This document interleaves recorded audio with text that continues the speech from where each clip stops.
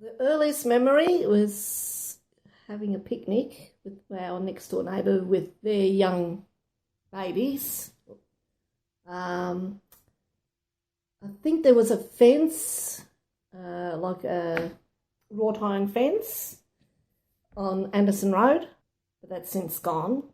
I remember the greenhouse in the back and flowers around. I remember flowers and flower beds and walking up over the bridge. I would have been about 6, maybe younger. I remember my mum and our neighbour had prams. 1960. I can't remember if we were picnicking. I know someone was taking photos because there was a photo of us and that was in the garden. There's a photo of us sitting on a park bench. What would be your next memory of the gardens?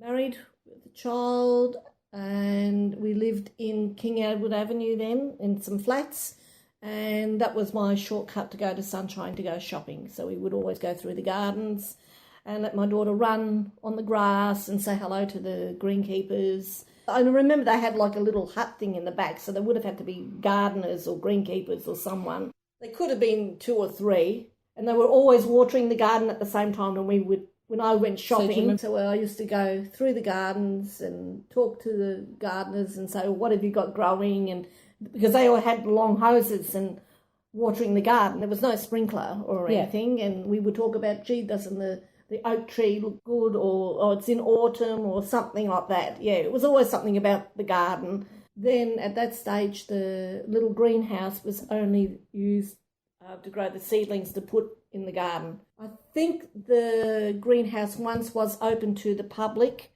to see like special plants, but then no, it was only just seedlings. That would have been through the 80s. I can remember what happened to the glass house. All I know, it got removed or damaged or vandalised or something. It was burnt. It was a vandalism attack and they closed it up and then it was gone. Okay. I know it was quickly done. It was, they never repaired it or brought it back. It just went. They didn't have a herbaceous border and they didn't have they had flowers that went in, but they didn't put anything specific in. The bowling green, I remember that. I remember it was every Wednesday or something, the cars would be lined up on the street. And then they said one day, it was like I read in the paper, that they were going to close it down because there was no upkeep. The government, or someone wouldn't keep upkeep. I don't know if it was council or what have you.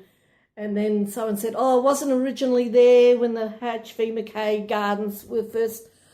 But I've always remember it being there as a kid. From a child to your teenage years, we used to go through the garden. There was a time when it was quite dangerous, the gardens. There was no lighting. It was just dangerous. The council cuts fund any more gardens. They were coming in once a week instead of always being there. And I think once things, deteriorated, like when the greenhouse went, things were slowly being cut back.